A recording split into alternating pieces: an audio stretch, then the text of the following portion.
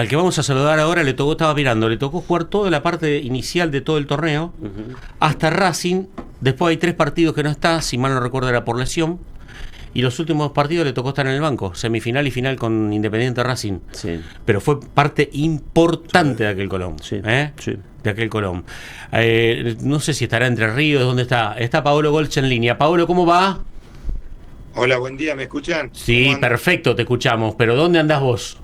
Bueno, un gusto, acá en Entre Ríos, en mi pueblo. Mirá Gracias. vos. Bueno, ¿te levantás temprano? Sí, todos los días. Mi hijo va temprano a la escuela, así que ya me levanto con él, desayunamos y ya se va a la escuela. 6:15, 6:30. A esa hora arrancás, ya lo dejaste en la escuela. ¿Y ahora cómo sigue tu actividad? Y nada, vendría a ser siempre mirando partidos, siempre estando más o menos en contacto con el fútbol. Voy al negocio de mi familia un rato, después al campo también voy a veces, pero bueno, también salgo a entrenar un poco porque también uno, por más que ya no sea profesional, siempre le gustó entrenar, así que trata de hacer algo. Paolo, ¿de qué te acordás cuando Pitana marca el círculo central? No, muchas cosas porque, bueno, vos recién dijeron ahí, no recuerdo si vos, que no había estado en los últimos partidos, la verdad que me tocó vivirlo desde afuera.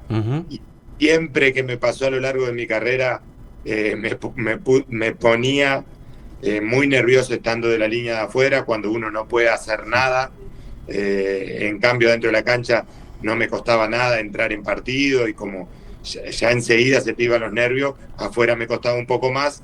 Entonces lo viví con nerviosismo, pero creo que los 2 partidos que, bueno, me tocó estar en el banco, gracias a Eduardo, porque también estaba lesionado, pero tuvo la gratitud de llevarme también al banco y vivirlo de ahí desde cerca.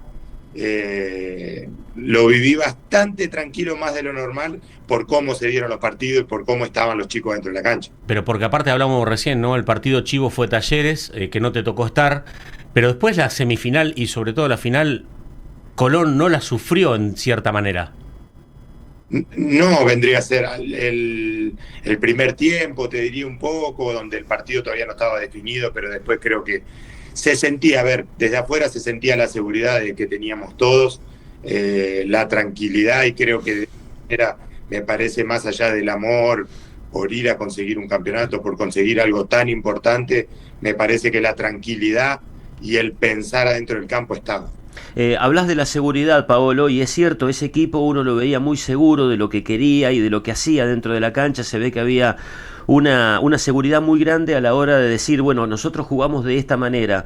¿Cuándo vos te diste cuenta de que el equipo, porque además venías con un bagaje de experiencia, además de haber jugado en clubes grandes y de haber peleado campeonatos en varias oportunidades, ¿cuándo vos te diste cuenta que el equipo estaba para campeón? Mirá, yo me di cuenta, pero también de un convencimiento y muchas charlas que tuvimos con Eduardo, hasta te diría antes de venir a Colón. Desde el momento que sale la oportunidad, yo, como saben ustedes, yo llegué unos días antes de que arranque la primera fecha en Santiago del Estero. Pero nada, un mes antes ya él me contaba casi todos los días qué hacían, cómo entrenaban, me contaba del plantel.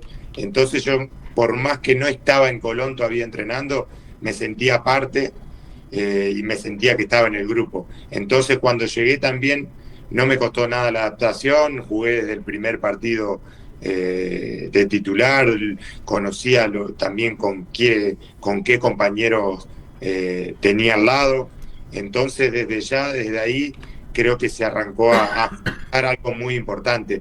Pero después, cuando pasan 5 o 6 partidos que veníamos ganando seguido, ya sentí que se podía dar. Uno siente cosas, pero después hay muchos piedras, muchos obstáculos que se cruzan en el camino, que pueden resultar porque se consiga el objetivo o porque no. Pero creo que lo sentí. Creo que ahí en la mitad del torneo hubo algunas dudas donde no se consiguieron algunos resultados, pero bueno, ahí estuvo también la mano del cuerpo técnico, la mano de lo más grande y de lo que manejábamos el plantel, de tratar de convencer de que no nos caigamos, y creo que que todo el grupo lo sintió así. De los técnicos que tuviste, porque llegaste a Colón ya con, como te decía, un bagaje de experiencia muy grande, ¿dónde lo ubicás a Eduardo Domínguez dentro del universo de técnicos que te tocó en toda tu carrera? No, para mí en el escalón de arriba, con algunos técnicos más, pero siempre en el escalón de arriba. Yo Eduardo era amigo, ya todos conocen mi historia, fui compañero de él en un par de oportunidades en Huracán, concentrábamos junto con él. Yo era el capitán de ese equipo en Huracán, teniendo otros líderes, bueno, uno así Eduardo, el Gastón Emerado, el Chicharano, el Pipe Araujo, mucha gente grande, y yo era uno de los más chicos y era el capitán de ese plantel en Huracán.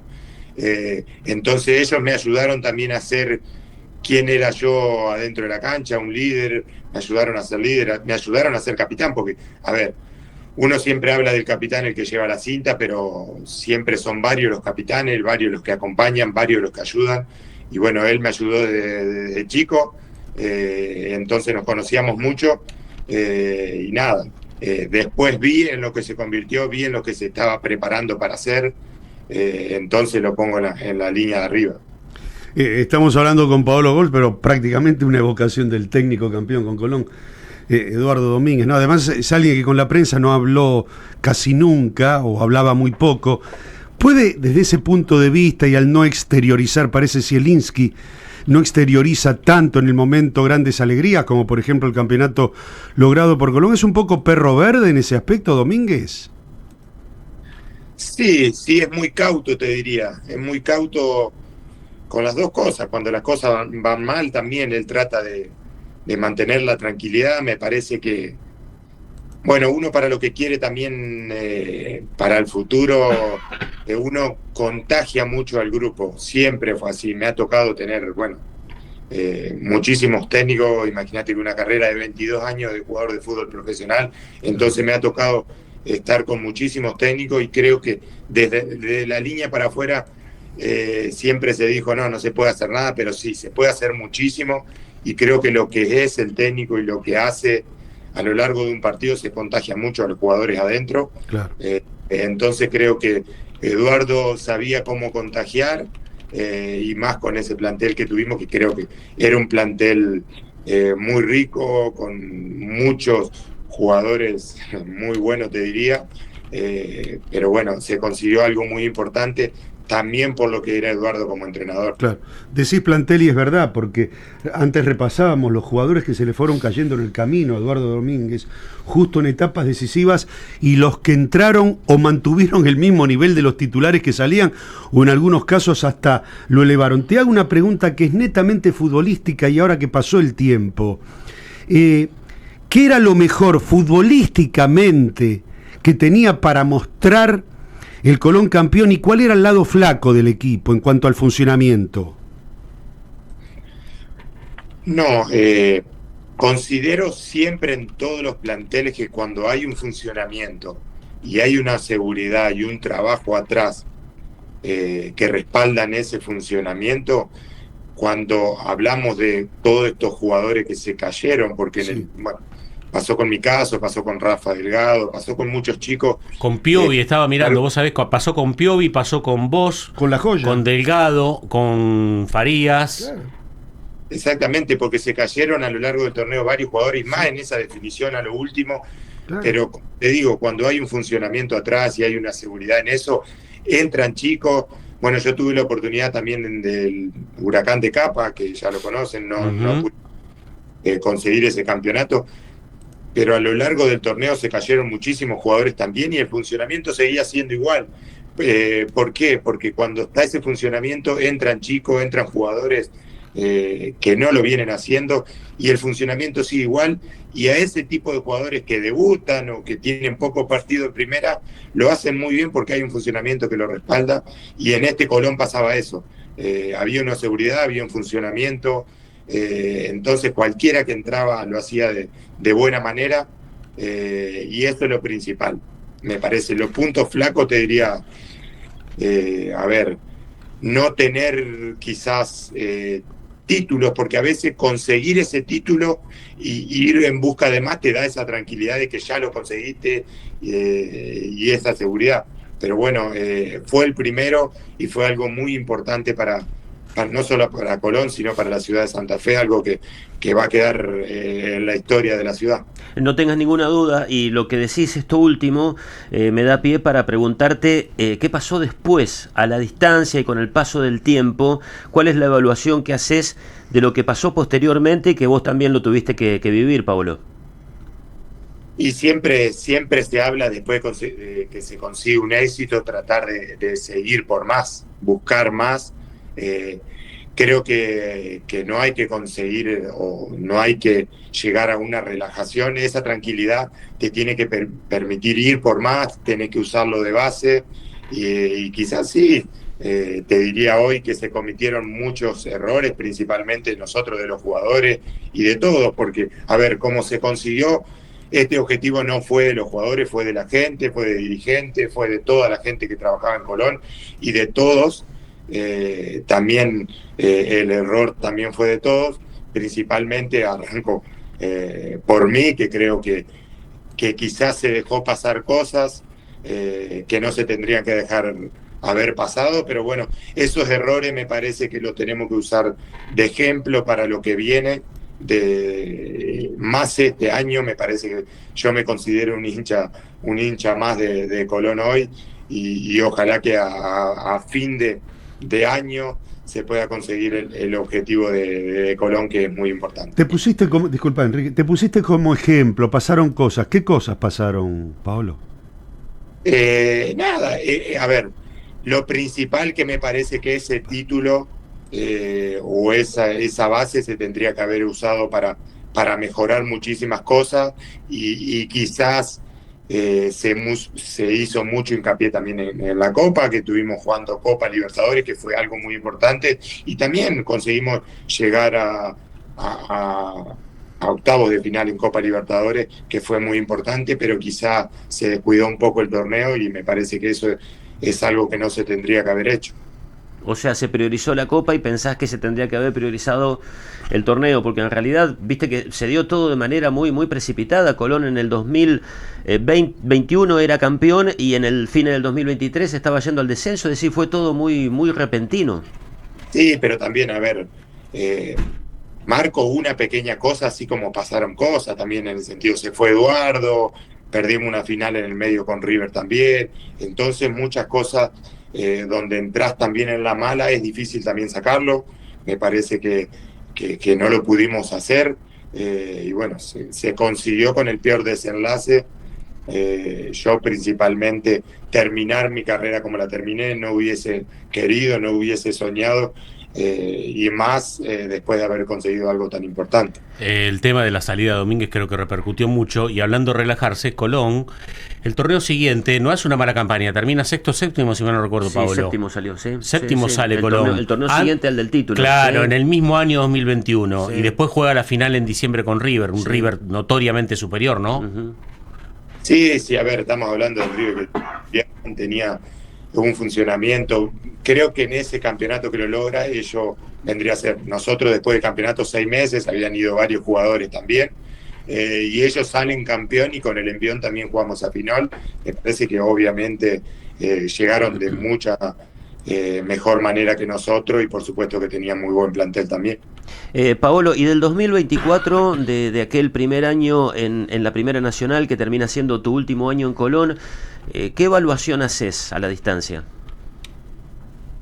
No, yo pienso que se llegó con, a ver, el primer torneo sin presión, con muchos chicos nuevos, con un plantel recién formado.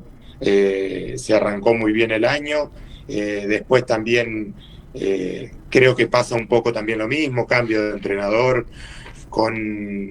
a ver, no conseguimos los resultados esperados de visitante, conseguimos 2 o 3 derrotas de visitante donde nos cambian la manera de jugar.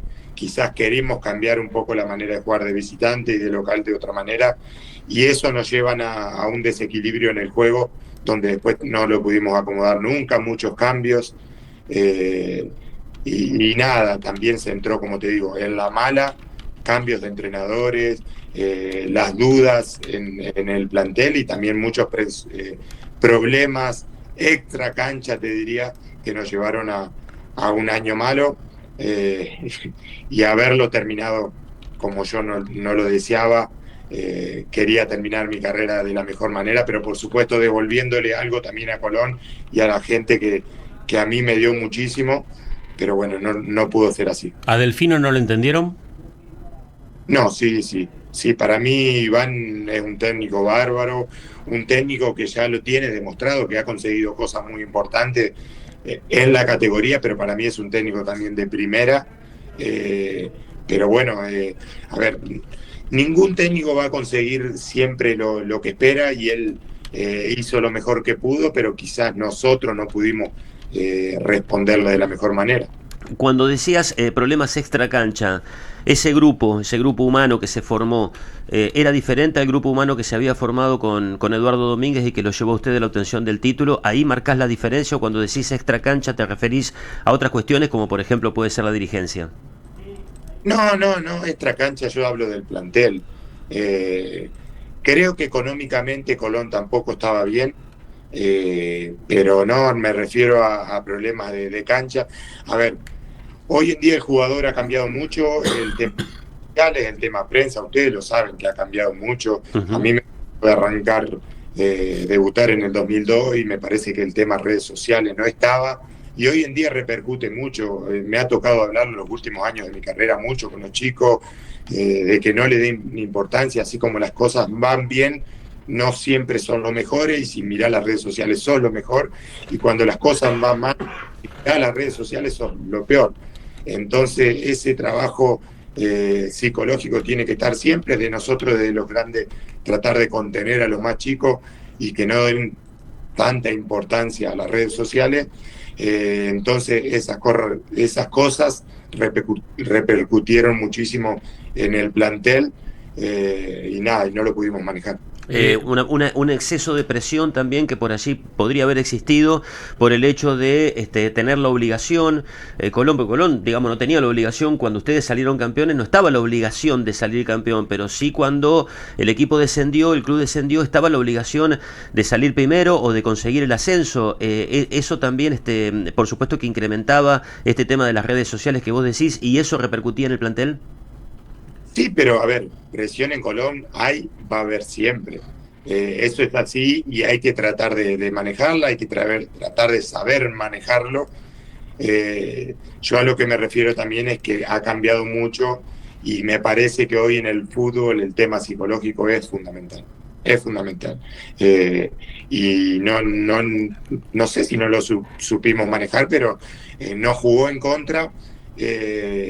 Y bueno, cuando ya entramos, como te dije anteriormente, en la mala, mitad del torneo entramos en la mala y no pudimos salir nunca.